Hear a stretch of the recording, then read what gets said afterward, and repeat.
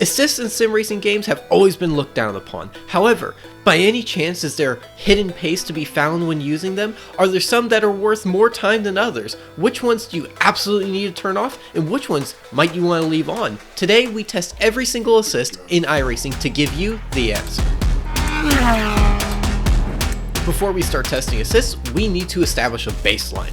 And to get this baseline, we use the Indy Next car at Portland on iRacing. The reason behind this is because there is an incredibly competitive leaderboard that we can compare our times against, as well as get a baseline time, and the Indy Next car is a perfect platform for this test. It does not have traction control, and it does not have ABS, let alone something like stability control. So, to start off with, we ran a handful of laps to get a feel in before setting our reference time. Our reference time was a 1:01.788. Overall, this was actually a pretty competitive time. It was a little over 0.2 of a second off of the current world record, and would have put us about 4th place on the weekly leaderboard. So to start our testing with assist, we turned absolutely everything on. Driving line, throttle assist, brake assist, auto shift, and well, it was a little bit of a disaster, but less of a disaster than you would expect, and probably not for the reasons you would think. During my laps, I tried to stick to the driving line as closely as I possibly could to hopefully emulate being a beginner, relying on this line to guide me through the track, and wow! It was really bad. Traditionally in racing, you try to ask the car to only do one thing at a time. And the reason behind this is so you don't overload either the front axle or the rear axle. In turn, what this means is braking in a straight line and then turning while you bleed off the brakes. And then when you come out of a corner, you want to be opening the steering lock as quickly as you can while you apply the throttle. The iRacing driving line had us constantly applying brake while turning and then applying tons and tons of throttle while we were also still deep in a corner without unwinding any lock. The driving line in iRacing is by far the weakest of these assists. Auto shift was pleasantly not that bad. And in the end, with auto shift, driving line, throttle assist, and brake assist, we pulled a very respectable 1:03.180, only 1.39 seconds off of our reference time, a very pleasant surprise might I add.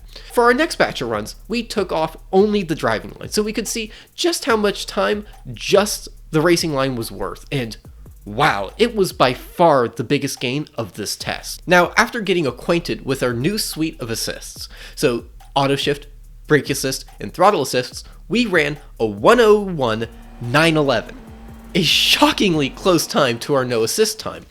A mere 0.113 seconds off the pace, and still only about 0.4 off the world record. Overall, this is shaping up to be a really interesting comparison. Now, it is worth noting, with this assist suite, there was one major limitation that really became apparent. Our issue with auto shift isn't really iRacing's implementation or really anything that can be resolved. The biggest issue with auto shift is we don't get to hold on to gears. The reason why you might want to hold on to gears in some corners when you might want to upshift early for others is essentially manipulating the balance of the car. In a way, holding onto a gear or shifting early is an extra tool you have in your back pocket for manipulating the car's balance. This led us to turn off auto shift, leaving us with only throttle assist and brake assist, and by far, this was the most surprising result of this whole test. We were not behind our no assist time. I actually went faster on a 1:01.773. Again, we're only a couple of tenths off of the world record here. Although this headline figure is actually pretty impressive, there are a few things of note before everyone starts turning on throttle and brake assist in iRacing. The reason why these assists are actually working so well for me is they actually don't interfere too much. They only interfere when stuff has gone very, very wrong. And what I mean by that is you have to be having a pretty major lockup or a pretty major under rotation of a unloaded tire for the braking assist to kick in. And the throttle assist is very, very similar to this. You have to have a lot of oversteer and a lot of wheel spin for it to start cutting out the throttle. And even then, it cuts it out in very, very short bursts. The way these assists work actually let me comfortably drive around them without me even noticing it. If we break down our run for the throttle and brake assist runs, there are a few issues that start to crop up. In a lot of instances, the braking assist would very quickly start releasing brake pressure and would cause us to ever so slightly drift wide and miss the apex, as we were unintentionally losing a bunch of brake pressure and consequently weren't holding the brake pressure as deep into the apex as we wanted to. Although this is a fairly high-level complaint, you have to be really pushing for these little details to become noticeable. They're absolutely there. You'll discover how much this can actually be worth in a little bit.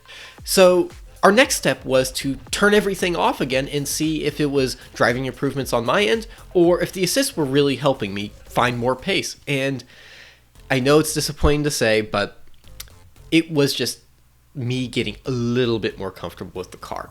In the end, turning all the assists back off, I was able to deliver a 101.580. Now, although this is a couple of tenths faster than the previous best with the throttle and brake assist on, it does reveal the issues with the trail braking with brake assist on, and the fact that the throttle assist can cut power a touch early. Overall though, iRacing assists are very good, but they're probably not something you should lean on unless you are new. It doesn't lower your ceiling and your pace potential so much where they're absolutely useless. However, they don't assist you so much in that you don't learn anything and you're not learning how to properly drive. I personally was very impressed. But if you like this video, please don't forget to like and subscribe to BrakeTrace, and as always, you can learn more on BrakeTrace.com.